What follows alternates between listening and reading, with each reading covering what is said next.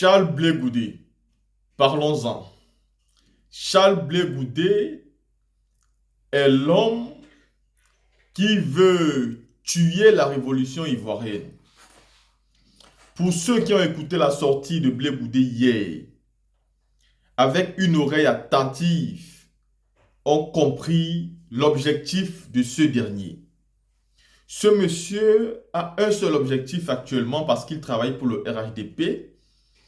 Il veut tuer la révolution encore dans l'œuf de l'opposition ivoirienne. Et en particulier celle du PPACI. C'est ce rôle qu'il a. Il ne s'en cache même pas. Et il utilise ce rôle pour dire zéro blessé, zéro mort.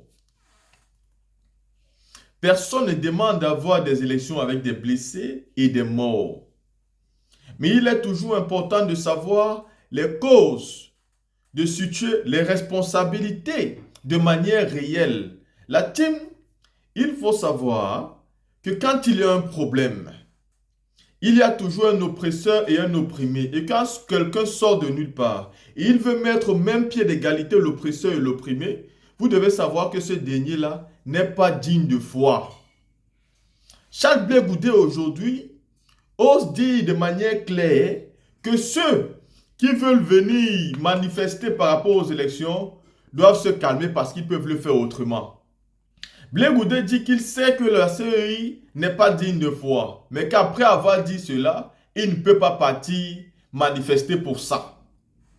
Charles Blé Goudé nous explique qu'il va juste parler. Il va passer son temps à parler et il demande à toute l'opposition de parler mais sans rien faire d'important. Il veut donc tuer la révolution des partis politiques qui sont en train de faire des contestations au niveau de la justice et qui savent que si la justice n'a pas dit le droit, si la justice n'a pas dit la vérité, elles devront utiliser un autre moyen de la justice qui leur est accordé par la loi ivoirienne, qui est celle de manifester sans violence, sortir en masse pour demander justice. Ça, c'est la loi qu'il demande, M. Charles Blé Goudé le sait. Et M. Charles Blé Goudé devrait aussi savoir que ceux qui manifestent doivent être protégés par la loi, donc par la police. Ils doivent être protégés par les institutions. Et que si ceux-ci ne sont pas protégés et qu'après cela, ils viennent à avoir des violations ou bien de la violence, on devait tenir pour compte et pour cause ceux-là même qui ont l'obligation de les protéger mais qui ne l'ont pas fait. Charles Blé Goudé ici veut nous distraire. Après l'élection qui s'est passée, nous avons tous parlé des irrégularités. Et on continue à parler des irrégularités. Mais Charles Blé Goudé, lui, nous fait une sortie pour nous faire comprendre que même s'il y a des irrégularités, on ne doit absolument rien faire car ce n'est pas grave. Charles Blé Goudé veut nous faire comprendre qu'aujourd'hui, les responsables seraient ceux qui iront se plaindre. Mais pas ceux qui ont fraudé, pas ceux qui ont triché. Car il nous dit même qu'on peut parler de tout, mais la fraude, on peut renvoyer ça à plus tard. On peut parler de ça plus tard, pas maintenant, car ce n'est pas très important. Non, Charles Blé Goudé, c'est important. Et tu sais mieux que tout le monde que c'est important. Seulement, tu es dans ton rôle. C'est dommage parce qu'aujourd'hui, il y a encore beaucoup de jeunes qui continuent à croire à ce monsieur qui est chargé de distraire le peuple et vous laissez croire que ce qu'il est en train de faire est de bonne foi. Arrêtez de croire qu'il y a de cela 10 ans, Blé Goudé n'était pas assez intelligent pour comprendre qu'il demandait les gens à descendre dans des rues pour défendre le pouvoir. Arrêtez de croire qu'aujourd'hui, Charles Blé Goudé est plus intelligent qu'hier. Non, il joue son rôle. Et pour ceux qui ne comprennent pas ma sortie, regardez cette vidéo et écoutez M. Blé Goudé. C'est bon.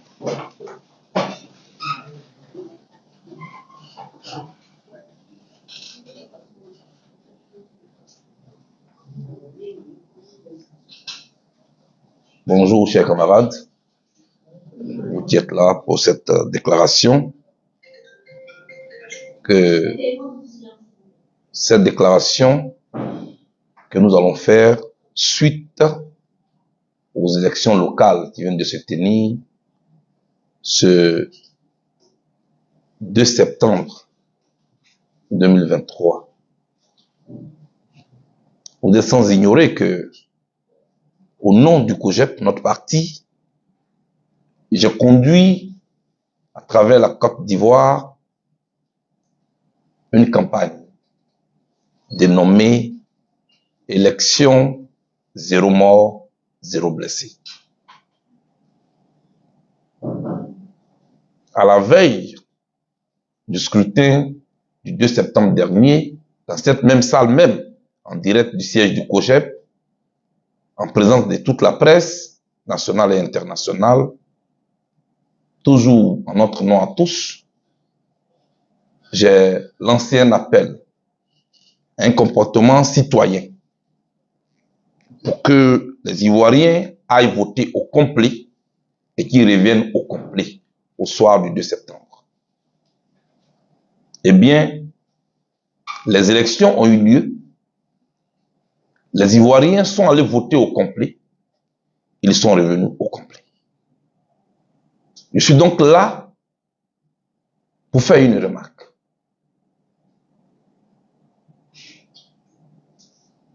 Depuis 2 décennies, cette élection a une particularité majeure. Relativement à la violence, on peut, sans risque de nous tromper, affirmer, conclure que l'élection locale du 2 septembre dernier s'est déroulée sans violence majeure. De 2000 jusqu'en 2023, c'est la première fois aujourd'hui qu'à l'issue d'une élection, on ne note pas de morts, pas de blessés graves, pas de poursuites entre communautés ou entre partisans, pas de déplacés, pas de villages incendiés. C'est un acquis majeur. Et nous devons y travailler davantage. Notre pays en a besoin. Notre peuple en a besoin. Les Ivoiriens doivent être félicités pour leur discipline, pour leur comportement citoyen. Je voudrais ici les féliciter de tous. Les partisans, les soutiens de tous les candidats, de quelque bord politique qu'ils soient. Je voudrais ici vous féliciter pour votre comportement citoyen. Vous venez ainsi de démontrer ce en quoi vous espérez. Vous espérez en une Côte d'Ivoire paisible, en une Côte d'Ivoire calme, mais surtout, vous espérez aussi que l'on vous serve un scrutin électoral crédible, transparent.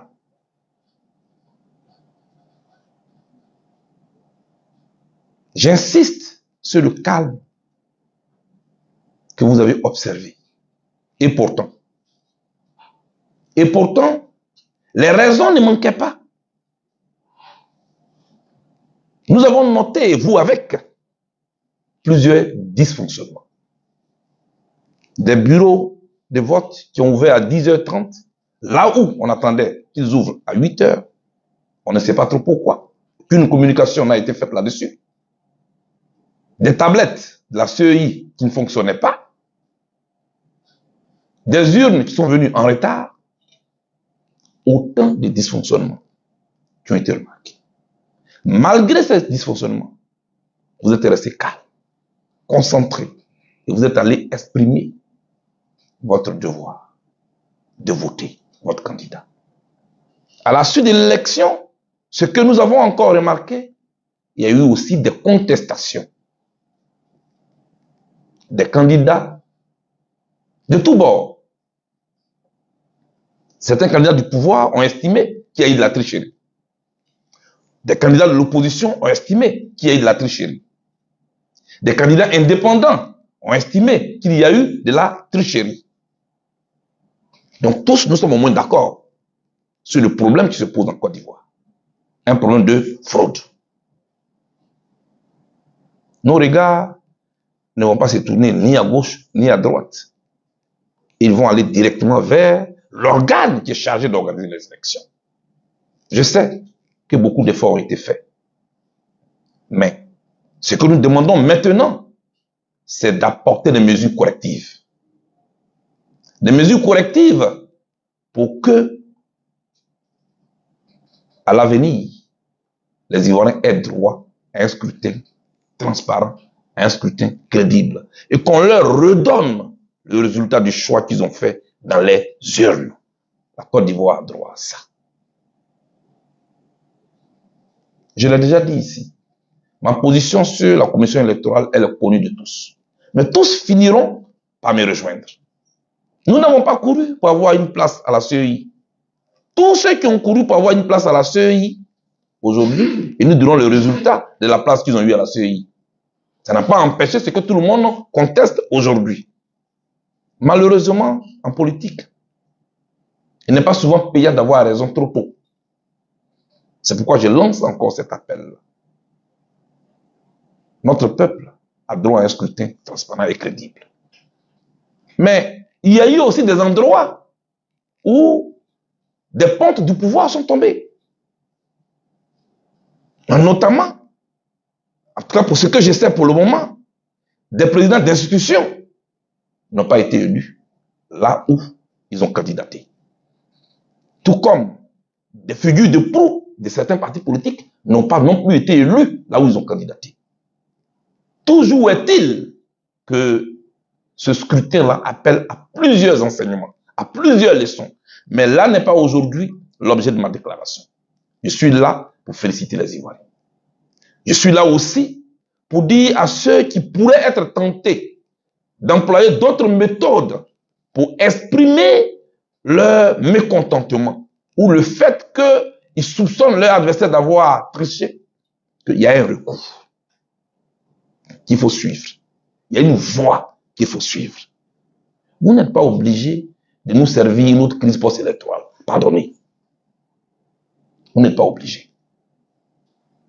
C'est pourquoi je félicite ceux qui ont suivi le recours.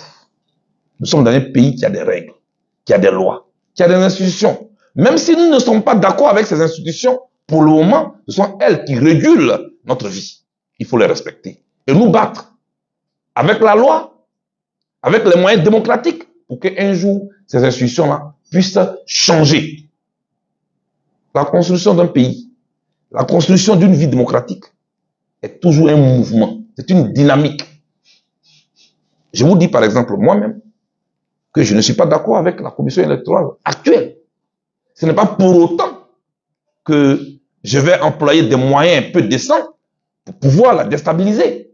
Mais je vais me battre. Et je parlerai toujours pour qu'un jour, la Côte d'Ivoire ait droit à un organe indépendant, dirigé par des techniciens qui auront un seul objectif, que la Côte d'Ivoire gagne. Chers Ivoiriens, chers compatriotes, je voudrais vous féliciter ici pour votre comportement. Toutes les populations qui m'ont accueilli dans leur ville, dans leur village, toutes les autorités administratives qui m'ont accueilli, toutes les autorités, coutumières qui m'ont accueilli, les guides religieux qui m'ont accueilli, je voudrais vous dire ici, merci. Merci d'avoir accompagné l'opération Zéro mort, zéro blessé. Oui, vous venez de le voir, c'est possible. C'est possible que dans un pays, on organise un scrutin électoral sans qu'on compte les morts, mais qu'on compte au moins les bulletins. On peut les compter bien, on peut les compter mal, mais au moins, on les compte et on ne compte pas les morts. C'est un acquis que je voulais ici saluer. Oui, j'espère en la Côte d'Ivoire. Je ne suis pas un Ivoiro pessimiste. Je crois que notre pays a la possibilité, a les capacités, a l'intelligence pour se doter d'institutions crédibles qui puissent apporter la paix aux Ivoiriens. Car en définitive, quand on s'engage en politique, il y a un seul objectif. Améliorer le quotidien de nos concitoyens. Tel est notre objectif. Pour finir, je voudrais vous féliciter. Vous, camarades du COJEP. D'ici, en Côte d'Ivoire, vous qui êtes assis en face de moi, tout comme ceux qui sont à l'extérieur, nos représentants, nos camarades, qui sont en Europe, aux États-Unis, en Afrique, partout, qui se sont joints pour que l'opération Zéro mort, zéro blessé ait d'abord lieu. Parce qu'il fallait financer cette opération. Vous l'avez fait. Et je peux dire que le résultat est là. Je voudrais vous féliciter. Et vous pouvez vous applaudir.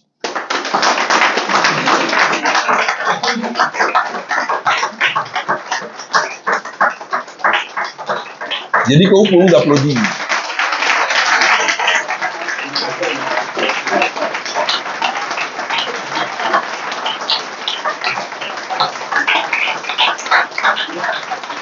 Merci. Merci. Ce que vous applaudissez n'est pas la victoire d'un parti sur un autre. Oui, le COJEP n'a pas eu de poste de mairie. Le COJEP n'a pas eu de poste de président de région. Ce que le COJEP a gagné, c'est que aucun Ivoirien n'a perdu la vie au cours de cette élection. C'est une victoire qu'il faut encore saluer.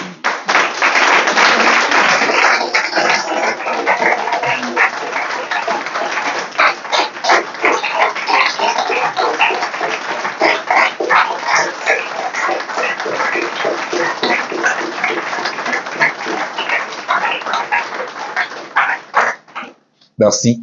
La politique, on l'a fait pour améliorer la vie.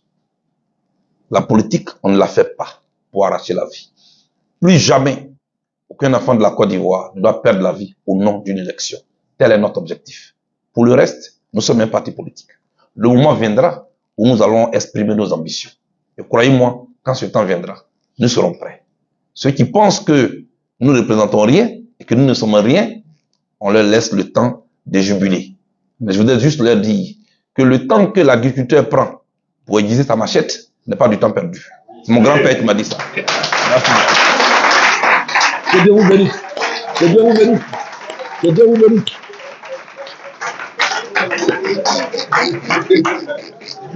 Ouais, l'agriculteur. L'agriculteur.